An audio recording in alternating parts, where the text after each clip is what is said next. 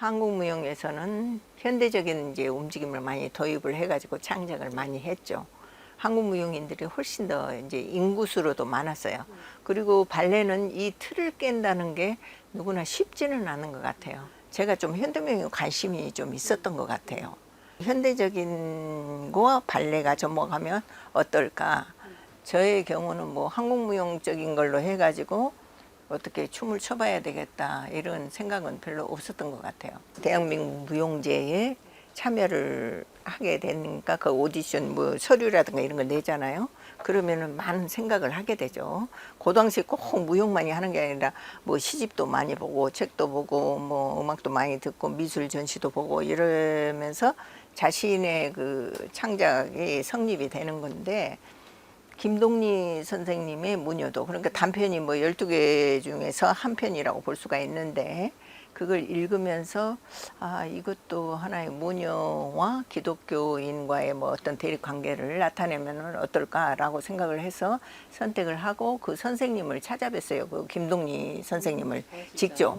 네, 좀 대범하죠. 나는 그 감히, 근데 처음에는 잘 안 만나주는 것 같았는데 그 다음에 이제 만나 주셔가지고 그 작품에 대해서 어떻게 이제 쓰게 되셨는지, 또 그 작품의 주요 포인트가 뭔지 이런 걸 좀 인터뷰를 간단하게 했죠. 그 전에 이제 창작을 한다는 것은 아주 내 추상적인 마음에서 나오는 거, 혹은 시에서나 이런 데서 이게 어떤 음악에서의 이미지를 떠올리면서 이렇게 아주 자연스럽게 만들었거든요. 뭐 바의 음악이라든가 차이코프스키 음악이라든가 이런 음악이 많이 익숙하니까 동작을 짜기가 쉬웠어요. 하지만 이것은 이제 좀 한국적인 창작, 뭐 한국적인 창작의 소재를 갖다가 한국적인 데서 선택을 해서 한번 해봐야 되겠다는 그런 생각은 있었죠. 그렇다고 해서 한국 무용의 움직임을 거기다가 넣어야 되겠다 이런 생각은 별로 안 해본 것 같아요. 그 의상이라는가 이런 거 보면 쾌자를 입었어요. 쾌자라는 것은 보통 남자 한복에서 겉에 입는 이제 옷을 말하거든요. 이렇게 찢어져서 갈래갈래인데, 발레복으로 우아하게 아름답게는 할 수 없고 약간의 현대적인 미를 가미해서 다리 이렇게 갈라진 사이로 다리가 이제 나오게 되는데, 문영철이는 남자니까 기독교인이니까 위에 까만 거하고 아래 하얀 타이즈를 아주 근엄하게 입었던 것 같아요. 제가 이제 하얀 옷을 입고 뭐 빨간 띠를 벗어가지고 휘날리면서 했는데, 그게 결국은 하나의 뭐 어떤 탯줄을 상징을 할 수도 있고, 아들과의 나와의 연을 끈으로 이렇게 이어지는 거구나라고 생각하고 춤을 추고, 풀이를 할 수도 있죠. 풀이, 우리가 뭐 살풀이 비슷하게, 네, 그러지 않았나 싶어요.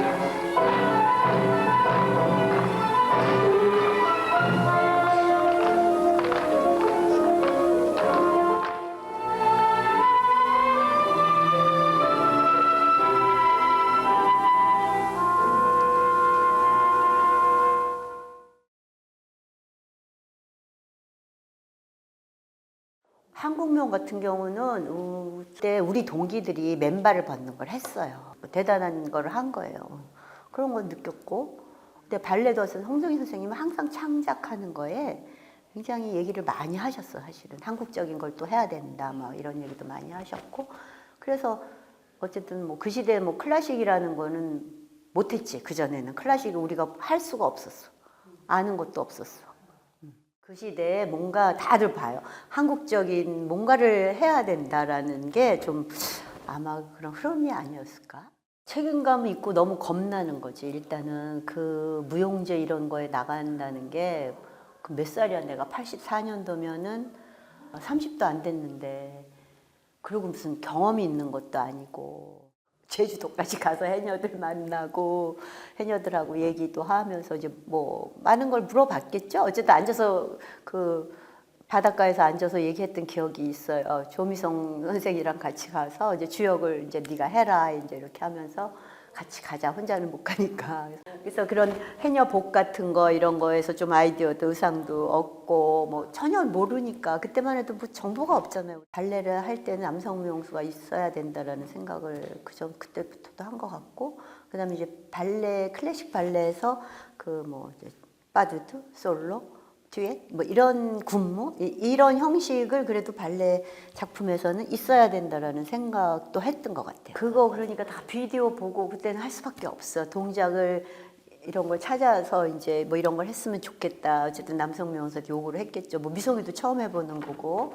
그러니까 그렇게 해서 어쨌든 연구를 계속 비디오 보면서 뭐 공부를 하는 거죠, 나도. 그리고 일본에서 갖고 온 것들, 그리고 이제 예전에 심포니 이런 데서 무슨 비디오 들어왔다 그러면 어쨌든 어마어마하게 가서 거의 엄청나게 갔어요. 활사위를 하는 게 너무 많았던 것 같아요. 그때 한국적인 걸 한다 그러면 나는 동작 자체는 발레 동작으로 해야 된다고 생각해. 팔도 사실적인 그 표현을 하는 거를 너무 싫어한다고 나는. 왜 싫으셨어요? 그건 아닌 것 같아서 한국적인 거는 어떤 정서나 그다음에 한국 무용에서 어떤 정중동, 호흡법 이런 거를 춤으로 표현하면 좋은데 그 시대는 그것도 내가 생각을 잘 못했는데 나중에 이런 생각 한국 무용을 만약에 춤으로 한다면 그거지. 그 한국 무용에 있는 동작을 그대로 갖고 오는 거는 정말 아니라고 그냥 처음부터 그 생각은 했어요. 수레 때는 거의 처음이어서 그냥 막 끝낸 거만으로 그냥 그랬고, 길 떠나는 바람 때는 그래도 조금 뭔가 욕심도 갖고 조금 했던 것 같아. 발레로서의 어떤 구성이나 이런 것도 좀 체계적으로 이렇게 또 했던 것 같고 해서 그랬는데, 뭐 항상 아쉬움은 있지만 그 시대의 저로서는 그냥 최선이었던 것 같아요.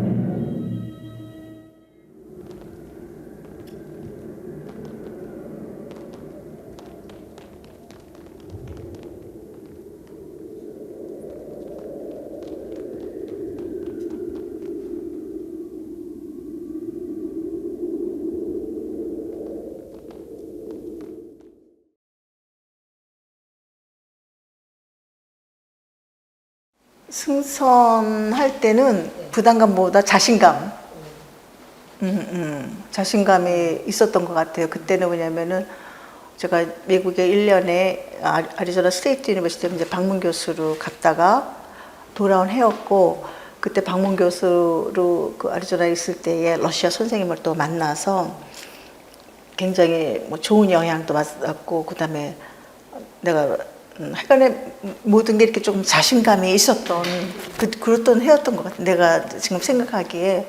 그래서 그리고 이제 그때 뭐 뉴욕 가서 새로운 작품들도 많이 보고 컨템포러리도 또 많이 보고 그래가지고서 그랬던 것 같아. 자신감이 있어서 뭐 어려움이 없고, 그다음에 잘하는 애들이 많았기 때문에 일단 무용수들이 좋은 사람들이 많이 있어서 내가 더 좋았던 것 같아요. 그때는 의욕이 앞서가지고 뭐 어려운 거는 별로 없었지만 사실 음악에 대해서 신경을 많이 썼어요. 음악에 대해서. 왜냐면은 내가 항상 하는 얘기는 음악이 50% 관객 가슴을 울려야지만 그 다음에 눈으로 볼 수 있다고. 그게 이제 항상 기본적으로 있었기 때문에 음악에 대한 거를 영화생하고 굉장히 많이 이야기를 나누지 않았나 그렇게 생각을 해요. 일단은 남북과 선녀라는 거는 누구나가 다 아는 거니까 이제 뭐 이런 부분 하는데, 내 기억에는 뭐 다른 부분은 별로 큰 문제는 없는데 그 사냥꾼 나오는 장면, 이 장면은 굉장히 음악이 좀 어려웠어요. 어려워가지고선 했는데 뭐 그냥 나름대로 손윤수 선생이 사슴을 했거든요. 그 생각도 아직도 나는데 그냥 재밌게 그냥 했던 것 같아요. 그래서 일단은 무용수들이 너무 좋았기 때문에 안무할 맛이 났지 않았나 그렇게 생각을 해요. 클래식은 기본이 돼야 되니까 그렇게 하고, 이제 그러니까 여성 무용수나 이제 빠주드 같은 경우에는 이제 클래식을 기본으로 하고 있고, 그다음에 뭐 사슴이나 뭐 남자 사냥꾼 이럴 때는 약간 좀 컨템포러리한 그러한 동작들 이런 것들을 조금 가미를 하지 않았나 그렇게 생각을 하고, 이때는 뭐 남성 무용수들이 귀할 때잖아요. 귀할 때인데 출연진이 남성 무용수들이 제법 많았거든요. 그러니까 이제 아무래도 남성 무용수들의 그런 점프라든지 뭐 패션이라든지 이런 거에 좀 신경을 많이 썼던 것 같아요. 근데 한국 춤사위는 거의 없을 텐데. 많이 없긴 하죠. 없어요. 그런데 내가 별로 안 좋아하는 게 뭐 한국적 발레, 그렇다고 거기에서 뭐 한국적 춤사위가 들어가거나, 난 그것을 별로 좋아하는 스타일이 아니라서 한국적인 주제를 가더라도 이거를 완전히 서양의 발레로서 그렇게 해야지, 한국적인 주제라고 꼭 이렇게 뭐 한복 입고 뭐 하는 거, 그거는 나는 원래 생리하고 안 맞고요. 그래서 그렇게 하지는 않았던 것 같아요.